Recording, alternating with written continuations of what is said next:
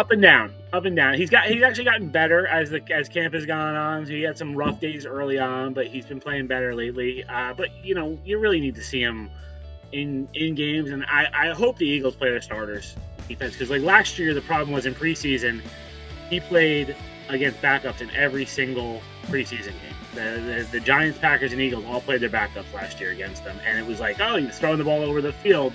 He looks great, and then the season came, and it was a much different story. So I'd like to see him against another team, but he's been, it's just up and down. There's just not consistency, and he doesn't have any days where you're like, I haven't had a day where I walked off the field saying, oh, he's the guy, right?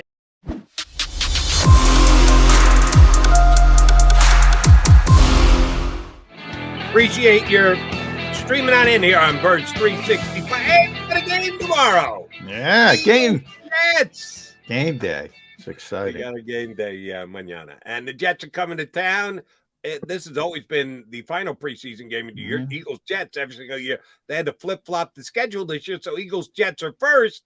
We're going to get a Jet perspective from a guy who's been covering them for years, does a great job for both the New York Post and my sister station up in New York, WFAN. It is Brian Costello here with us on Birds 365. How's your summer been, Mr. Costello? Well, it was quiet until a few weeks ago, and now it doesn't feel like summer anymore, other than the temperatures. Now, how are you getting through the greatest tradition in sports being blown up, the last preseason game between the Eagles and Jets, Brian? That's a tough one. It's disconcerting. That's this early. Creature of habit. I'm used to it being at the end. And I was just thinking, because we were talking about yesterday, do you stay in Philadelphia? Do you drive home after the game? When it was the first preseason game, it really was meaningless. So, like, you could have your stories done 2 minutes after the game was over and hit I-95 quickly.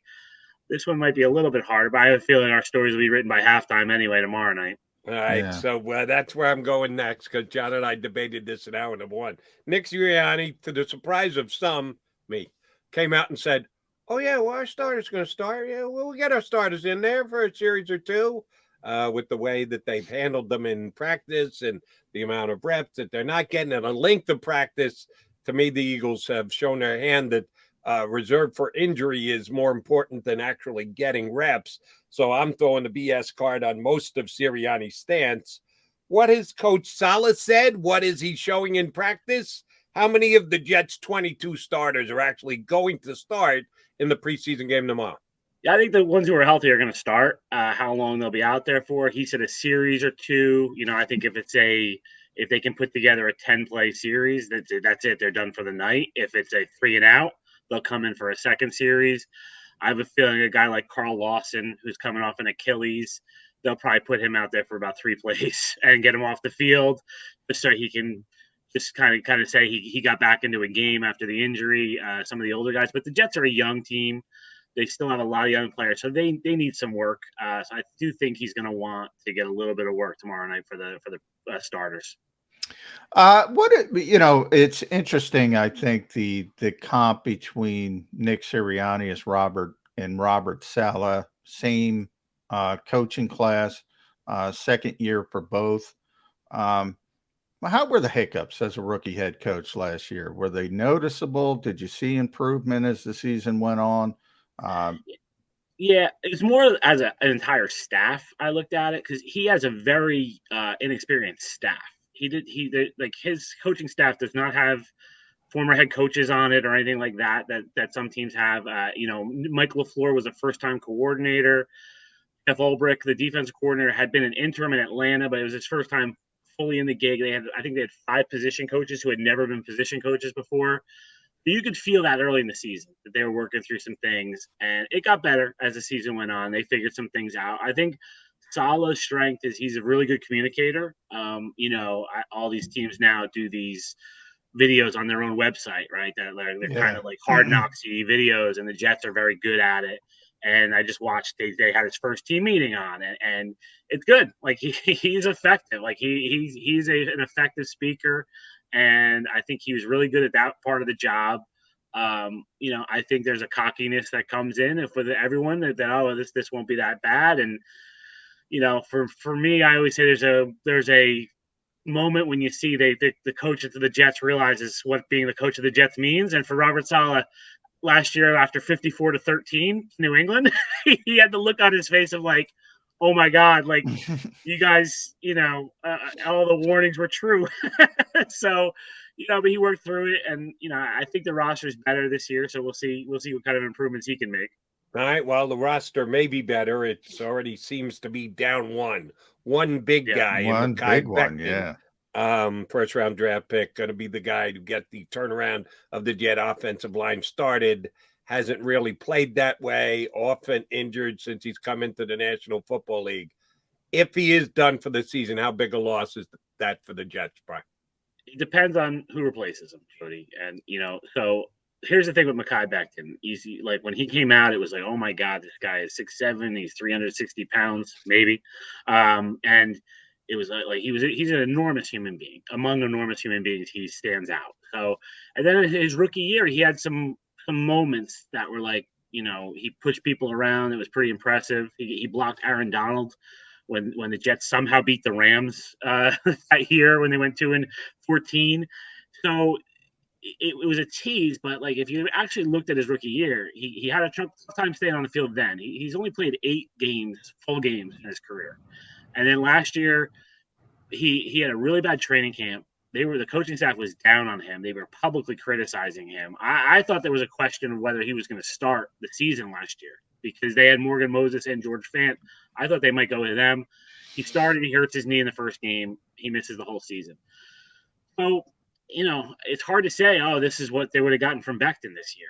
I think they had to expect he might go down. So, but now the problem is, Joe Douglas didn't really address backup tackle this offseason. And he had a lot of things to address, so I'm not ripping him for that because he had to leave some holes on this roster. But he rolled the dice, and now there's a guy named Chuma Adoga who he was a 2019 draft pick, and has not played that well in his career. He should be a backup. He's stepping in to start. That could be trouble, but they had Dwayne Brown in here over the weekend to visit. They said there's mutual interest. Can they get him? He's 37. I don't know how much is left there. Can Douglas pull off a trade? Andre Dillard is a guy who's been mentioned as maybe, Douglas was there drafting him. Could the Jets swing a trade for him? But really, to me, how big a loss is going to be about who replaces Becton and can they find a competent replacement for him? So what would your odds be, Brian, of Adoga being that starter? You think they're going to go outside the organization at some point? I do. I mean, they had Dwayne Brown in here before Becton was hurt, right? So they knew that this was a problem. And they flirted with Riley Reif in the offseason. He visited. He ended up signing with Chicago instead. So I think the Jets were trying to do it on the cheap. And so Riley Reif got a little bit more money from Chicago, went there. I'm sure Dwayne Brown's asking price went up Monday afternoon after he heard the Becton news. Like that's a pretty good leverage for him. But there's guys out there. Brandon Shell's a guy who played for the Jets, and he's on the street now. They signed him. He'd been a starter for Seattle for a while. But I don't think it'll be Adoga. I think they'll end up signing someone. I think you'll see Adoga. Adoga will probably start tomorrow night at right tackle. And we'll see if the Eagles do play their starters, what happens. All right, Brian, much like here in Philadelphia, where there's 89 players that we talk about, and then there's the 90th player we talk about more than the 89 other players combined, that would be the starting quarterback, Jalen Hurts. It's kind of the same thing up there in New York with Zack Wilson. Had some off-season stories that were quite interesting. It captured everyone's attention. It kept the focus on the quarterback. How's Zach doing? Up and down. He's actually gotten better as camp has gone on. He had some rough days early on, but he's been playing better lately. But you really need to see him in games, and I hope the Eagles play their starters defense because like last year the problem was in preseason he played against backups in every single preseason game. The Giants, Packers, and Eagles all played their backups last year against them. And it was like, oh, he was throwing the ball over the field. He looks great. And then the season came, and it was a much different story. So I'd like to see him against another team. But he's been, it's just up and down. There's just not consistency. And he doesn't have any days where you're like, I haven't had a day where I walked off the field saying, oh, he's the guy, right? They found the guy. Yeah. Like it's just kind of like, yeah, he was 8 of 12 today, and he made the right throws. I just don't know if he's ever going to be, that elite quarterback, that kind of guy. Yeah, things seem sped up in today's NFL, Brian. So we're always talking here in Philadelphia. We're already talking about Jalen Hurts after the season. What if he has a decent season? You start talking contract extension at, $40 million. That's the going rate for a good quarterback. You start getting up to earning $50 million. It has the clock started on Zack Wilson? I mean, he just got there. Are people already saying this isn't the guy? We got I think that'll happen. I think that'll happen quickly this year. I think there's a lot of right now it's kind of question marks, and you have to remember too, with the two teams in this market, right? It's now the Giants had Eli forever, and they didn't go through it, but now they're going through with Daniel Jones. Is he the guy? Is he not the guy? Is this the year he's going to make the step up?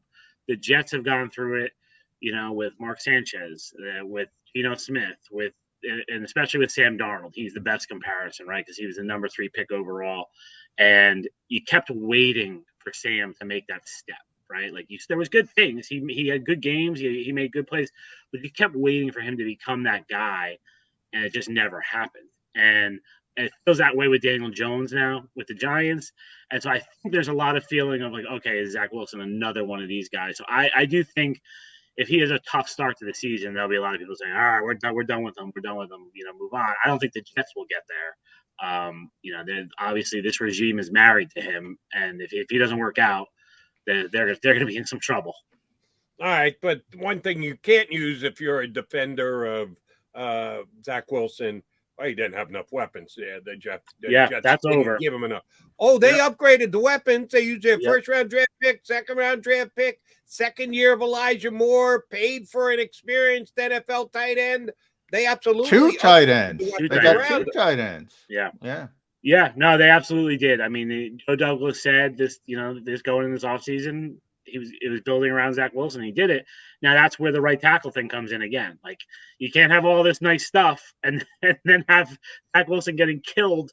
All when they played Buffalo and Von Miller's coming off of the edge killing them. So they have to figure that out. But you're right. That was always with Sam Darnold. It was you can't blame him because he doesn't have the weapons. I never really bought into that fully.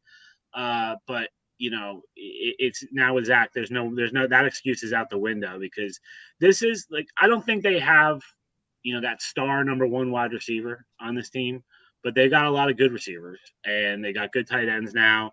The running game should be pretty good. This kid Breece Hall from Iowa State, it looked like the real deal, and I thought Michael Carter played well last year in his rookie season. So they should have a good running game. The defense should be improved with Carl Lawson back, and the changes they made to the secondary. So this should be a better team around Zack, and it's it's all riding on him really. On paper, Brian, defensively, from somebody on the outside looking in like me, the Jets look much stronger on that side of the football. Is that a fair statement to say? Oh yeah. I mean, remember last year, you guys probably they joined practices with the Eagles, so the Eagles, and then they played the Eagles at the end of the season, right? They had a rookie and a second-year cornerback back there, and not first-round picks, not first-round picks, guys who were picked in the 5th and 6th rounds playing cornerback. They went through 9 safeties. Elijah Riley, who was on the Eagles practice squad, ended up being a starter for them at the end of the year. Their secondary was weak, and then they lose Carl Lawson, who was their big acquisition last year on defense. They lose him in the preseason. So the pass rush wasn't really there. So they're definitely better. Lawson coming back should be huge for them. They brought in this guy, Jacob Martin, they signed from Houston, has been pretty good in training camp as a pass rusher. They drafted Jermaine Johnson in the 1st round. We'll see what he can do. And then, in the secondary, you have Sauce Gardner, the number 4 overall pick, who we'll see what he can do. But, if he lives up to his billing, he should be pretty good. They signed DJ Reed from Seattle, who had a really good season last year. They bring in Jordan Whitehead from Tampa to play safety. So that, they've upgraded the secondary a lot. So, they were the worst defense in the NFL last year by yards and points. So gotta get better. Right. That's true. There's no way to go There's down. only one way to go. Only one way to go. Of the additions in the secondary, and you're right, they turned it over, which they had to do. Who's going to be the one that stands out this year? Is it going to be Sauce as a rookie? Is it going to be one of the veteran guys that they brought in, either across from a corner or at safety? Who do you think is the key guy? And is that guy going to be called upon to be a leader, or is Mosley still the guy as the linebacker who's going to be the guy to rally the troops on D? Yeah, I'm reluctant to say so. I'm always scared of rookies, right? Even Darrelle Revis' rookie year, he was good, but he wasn't Darrelle Revis yet, right? It takes a little while to learn this game, despite what some of these guys have done as rookies. Jordan Whitehead is a guy who's just really stood out to me. Just a professional, and like you can see it in practice. Some of the guys talk about, he's calling out the plays. He's blowing things up in the backfield. Like he's more of a box safety. I think it'll show up in the run game more than the pass game, but he's been a vocal leader too. And I think, one of the things Joe Douglas has talked about with the free agents he's brought in, he's tried to bring guys in that come from winning programs, right? One of the big problems the Jets have is the culture here has been so bad for so long. They've lost so many games that inevitably they start 0-3 and everyone goes, here we go again. And the air comes out of the balloon quickly. SOJ, same old Jets. Same old Jets. So I think, Jordan Whitehead coming from Tampa, obviously he's got a ring. He can talk about that. And, they signed a few other guys who've come from winning programs. I think he's going to have a big impact on the defense. I do think CJ's still the leader, Jody. He'll be the guy calling the plays. And, he was their MVP last year. So I think he'd still be the guy, but he has some help. I think Lawson will be vocal. Sheldon Rankins on the D-line is there. They brought in Solomon Thomas, who knows Saleh from San Francisco, and I think he'll be a good veteran for them. So they definitely have more veterans than they had last year in that room. You mentioned Joe a couple times. Joe Douglas, we're very familiar with. Tremendous guy, great personnel man. Yep. Where is he? Obviously, as you mentioned, Brian, he's married to Zack Wilson, so a lot of it is going to be tied to the success of the quarterback. I do think it's interesting he went out and got not only CJ Uzama, but also Tyler Conklin, because those tight ends could be the best friends of quarterbacks, especially young quarterbacks. But as a whole, how are people taking Joe's attempts to rebuild this organization? Well, they loved his draft, right? He got 3 first-round picks, and then gets Breece Hall, a player people know, in the second round, right? That's the key in the draft. So they got it. You will see how they play. But the bump coming off of the free agents, off of the draft rather, was huge for Joe. The fans loved that draft. I do think though, right? My experience covering the Jets has been there's always a bullseye that moves, right? Sometimes it's on the offensive coordinator, then sometimes it's on the head coach, then it goes to the GM. And if they struggle this year, the bullseye is going to go on Joe, right? Because he's been here now since 2019. He's had some time to turn over the roster. I don't think anyone's going to be looking at the coaches yet. They're in their second year. Douglas he had the longest honeymoon of anyone ever covered because he got hired in June. Yeah, right. Nothing he did nothing about the 2019 was his. He wasn't there for the draft. He wasn't there for free agency. So he basically could say, "Hey, this is the last guy's problem, not mine."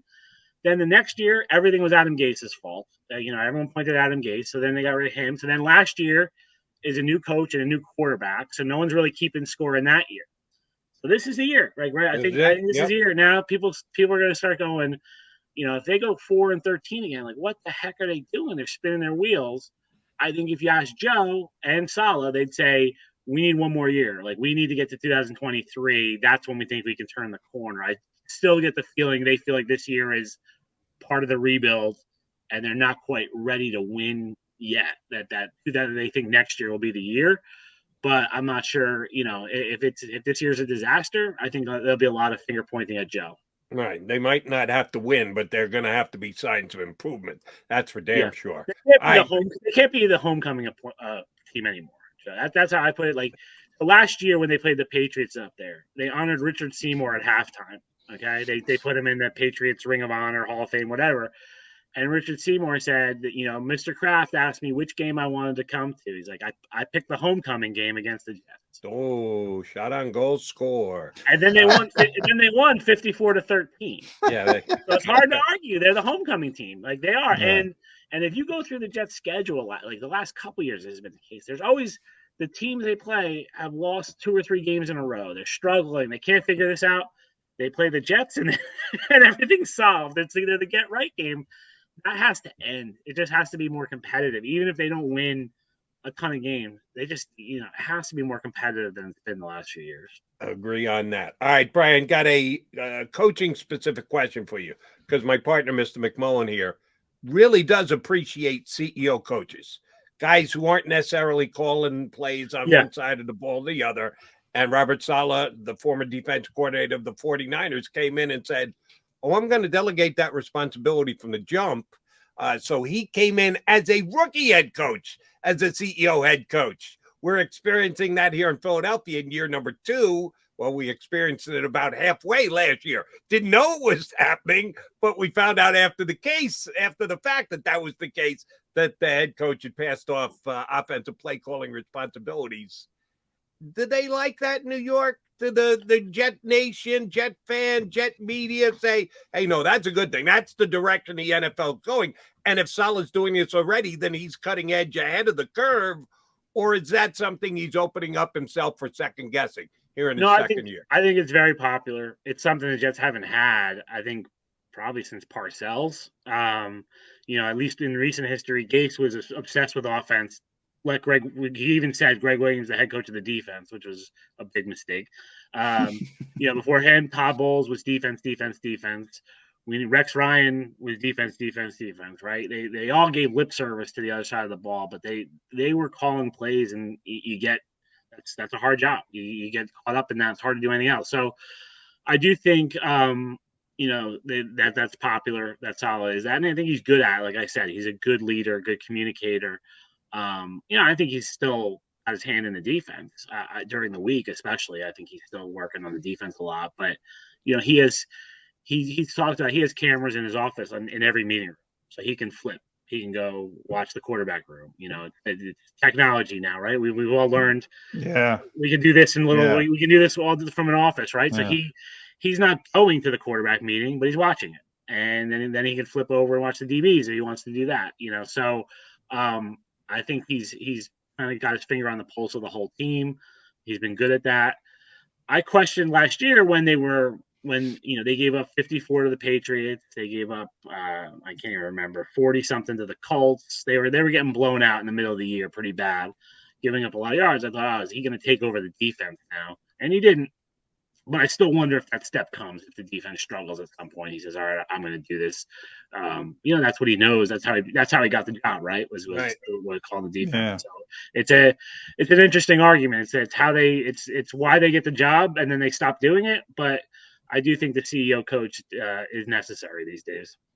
At Brian Cos, follow Brian Costello on Twitter. Read him in the New York Post. Listen to him on WFAN in New York.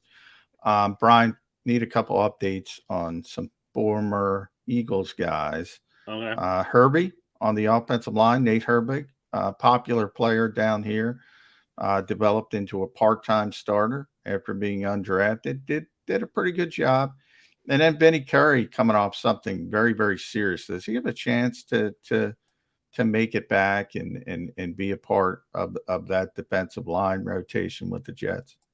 Yeah, Herbig first. He's been working with the second team guards. Now the Jets have, they drafted a guard in the first round last year, and Elijah Vera Tucker. Then they went out and signed Laken Tomlinson in free agency to a big $40 million contract this offseason. So they've got their starters at guard. I think he has a good shot though of sticking as the backup at guard, as one of the backups in the interior. You need to see the preseason, right? With offensive linemen, I can only judge so much watching training camp practices. So we'll get a little better idea of how they feel about these guys in terms of the rotation and how much they play in preseason, and then also how they perform. Vinny Curry has not been on the field. He has a hamstring injury right now. but he hasn't been practicing. I'm sure he won't play tomorrow. He hasn't practiced at all in 2 weeks. I think so. But yeah, I mean, amazing story what he came back from. Pretty scary stuff with what that he went through last year. Does he make the team is a very interesting question because they have a lot of players on the defensive line. It's the only position you can say that out with the Jets where it's like they are loaded at that position right now, and how many do they keep? They have Carl Lawson, they signed Jacob Martin, on Franklin Myers, the guy they gave a contract to last year. They drafted Jermaine Johnson. That's 4 defensive ends right there, right? And so and then they have a lot of interior guys too. So I'm not sure Vinny will stick. I think they wanted to bring him back and give him a chance after what happened last year, but you kind of need to see him on the field. And right now he's not on the field, so he's not helping his cause too much right now. But I know he's a very, very popular guy in the building. Even though he didn't play last year, he was around a lot, helped young players, was in the meetings. So I think, I do think that'll be a tough one if the Jets do decide to let him go. Guys, my last thing, this has been my stance on the Jets all offseason. Well, I shouldn't say all offseason, since the draft, since free agency, since the roster was pretty much put together, tweaks in the margins, but we knew who most of the key players were going to be. Oh, I think the Jets are going to be improved. I think they're going to be an easier team to watch than the one that gave up 50 against the Patriots, 45 against the Bills, 45 against the Colts. Yeah, yep. that 4-game stretch last year was a little tough to take. They're going to be better, but they're still going to finish in last place in that division because it's a tough division. Buffalo's Buffalo, Belichick's Belichick, and I think Tua has a breakout year. So I think they're screwed because they're in the AFC East. So here's the most important question. Where will they finish in the AFC North? Since their first 4 games are Baltimore, Cincinnati, Cleveland, and Pittsburgh. They open up the season against another division. Not to give away my secrets here, Jody and John, but I do if they lose to Pittsburgh and they're 0-4, I already have the lead to that story written. 0-4, don't say that out loud. How dare you say that out loud? Yeah, the Jets are not only last place in the AFC East, they're also in last place in the AFC North. Right? Don't say that, Costello. It's like tee it up for me, nice and easy. When the schedule came out, I was like, oh my God, that's like a gift. Yeah. So, no. I'll tell you what, though, Brian, this is going to be a great preseason team because you got a good third-string quarterback. Mike White can play a little bit, so they're gonna win preseason games. Preseason game, no, they're better. Just remember that there was a stretch in March where every day there was a story about someone changing teams. Right, the quarterback Russell Wilson went to Denver. Khalil Mack went to the Chargers, and it was all going to the AFC. It was, and the Jets were just dying. They were dying every day. One of these things happened. Von Miller ends up in Buffalo. They're like, what? Like, can't any of these guys go to the NFC? Like, what is going on? And they're all shifting to the AFC. And Devontae Adams goes to the AFC. And even if they're not playing the Jets, it's just the AFC that became loaded. And then you get the schedule, like you mentioned, Jody. I mean, Baltimore, Cleveland, Cincinnati, Pittsburgh, Miami, Green Bay, Denver, New England, Buffalo. That's how they open the season, right? How many of those games are you penciling in as a win? They'll win. I got 3-1 right out of the. They're going to win the AFC North. Okay, well then I'll right there in first place in the AFC North. Exactly, I can do that right. too. You're looking at 0-4. I'm looking at 3-1. Remember though, Cleveland. You're not going to see Deshaun. No, Deshaun. Yeah, I think they'll win one. I think they'll win one of those AFC North games, whether it's Cleveland or Pittsburgh. Mitch Trubisky. I mean, you can win that game. You're a long-time Jets follower. How many games have the Jets won in Pittsburgh in the history of the organization? No. Yeah, that's been an issue. They can't win Pennsylvania. They can't beat Pittsburgh. They can't beat Eagles either. But they played Pittsburgh more. They beat them once in Pittsburgh in the history of the franchise. So. Yikes. Number 2 coming this year. Get ready for it. Week 4. You'll be writing your article for the Post coming back on the bus going, damn, they finally won in Pittsburgh. And the funny thing is, like, Cincinnati, I think Cincinnati might come back to the pack, right? They had a crazy run last year. But the Jets beat them last year, so they're going to be focused against the Jets. They're not going to be sleeping in that game. So it's and then at Green Bay and at Denver, it's like, oh my God, like what I tease the guys at the Jets. Yeah. What did you do to the NFL? They start 3-1, but then Miami, Green Bay, Denver, New England, Buffalo, New England again. If they start 3-1, if they start 3-1, people are going to be talking about the Super Bowl here. Oh, yes. Oh, yeah. And then SOJ right back down to earth. Guaranteed. When's the last time the Jets won a game in September, Jody? Didn't they win one last year? Didn't they go 1 and whatever? No. I got the schedule in front of me. I should know. I don't remember. The last time the Jets won a game in September was 2018 when Sam Darnold made his debut on Monday Night Football in Detroit. Oh, yeah, they only had now, but the league starting later. They only took an 0-3 instead of 0-4 in September last year. Yeah, they have not won a game since 2018 in September. Well, they're not getting one. They're getting 2 in September this year, not 1, 2 in September. I didn't even know what social distancing was at that point. So it's like, good point. We are social distanced here on Birds 365. It's great that we got them to stream on in with us. Brian Costello, thank you very much. Enjoy your season, bud. We'll get you back on later in the year. All right, guys. Thanks for having me. Thanks.